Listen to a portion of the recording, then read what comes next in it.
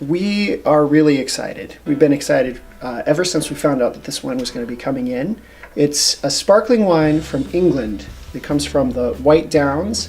And England, historically, in the Middle Ages, produced lots of wine and were well known for it. But in recent centuries, they've mostly been importing their wines.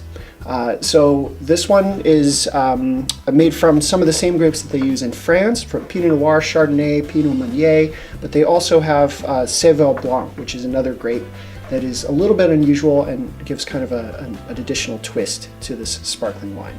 So we're super excited. Yeah, let's pop it open. Little bubbles. Definitely, we were talking about the possible method of production here. And just looking at it, it does look like it's champagne method. It looks more like champagne than it looks like, you know, an inexpensive tank method wine for sure. It does say bottle fermented on the label, so it's either made in the champagne method or possibly with the transfer method, both of which are known as pretty high quality sparkling wine production methods. Yeah, it's got a lovely sort of medium to deep gold kind of color too, which is really nice.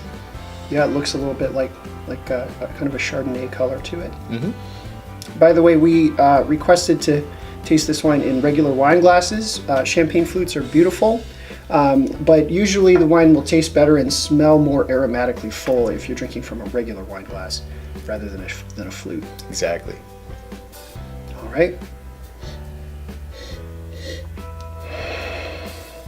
It's got a pretty nice intensity of aroma. You can smell it even when the glass isn't right up to your face. Yeah.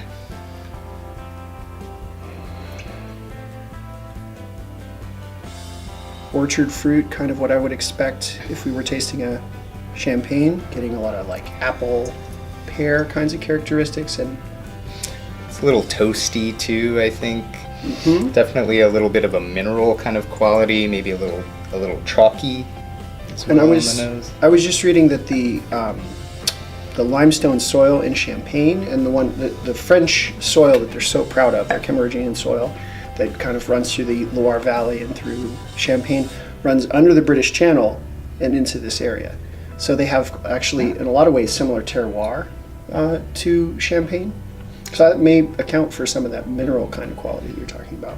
Interesting. And the toastiness probably refers to the little bit of lees aging, the bottle fermented method.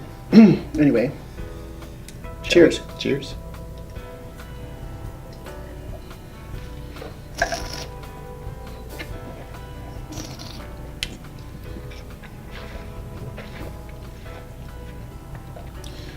It's dry.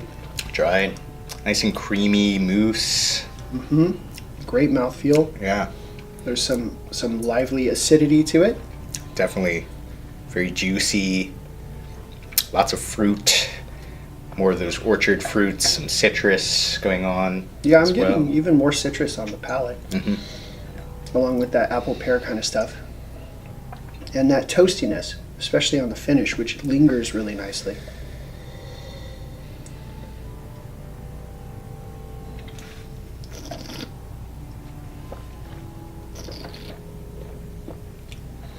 If anything, I'd say it's even perhaps slightly more acidic than a champagne. Yeah.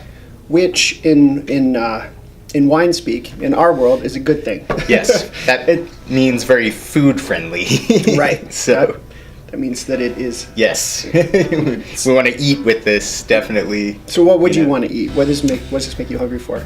Oh, maybe seafood. I'm thinking like lobster, fish, shellfish, something like that would be good.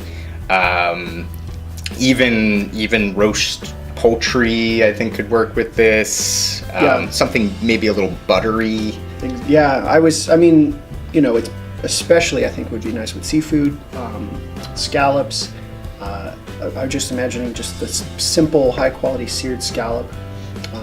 Like you said, baked fish. But one of the great things that we recommend about sparkling wine, and it would absolutely apply to this, is that if you're in doubt and say you're going to somebody's house, they told you come for dinner, but they didn't say what they're going to be cooking, bring this because it'll pair well perfectly with, of course, with the seafood and poultry and stuff.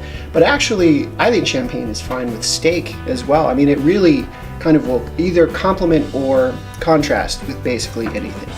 And plus, it'll lend a really nice kind of festive tone to just about any gathering. Absolutely. This is a great alternative to champagne, you know, from a newer wine region that is producing really high quality sparkling wine at this point that you might not see every day. So it's kind of more of a rarity in that sense. But, you know, the quality is definitely there. You know, it would be interesting, I think, to put this up in a blind tasting against other sparkling wines and champagnes and see how it fared. And I would think it would go pretty well. Yeah, I would think the same. Absolutely. Sometimes people just want to drink wine; they don't really care. You know, I think a lot of our members, they do care, and they care not only about the wine itself, but also the story behind it. Yes. And again, you know, if you're going to a dinner party, it's kind of cool to be able to have a conversation starter. You know, maybe pour a little bit of this, and have people just guess what they think it is. And right. They never guess that it's from England, and when they find out, they're going to be excited. It's as excited as we are, possibly. Absolutely. Thanks very much. We hope that you are as excited about this as we are, and that you enjoy it as much as we do. Yes. Cheers. Cheers.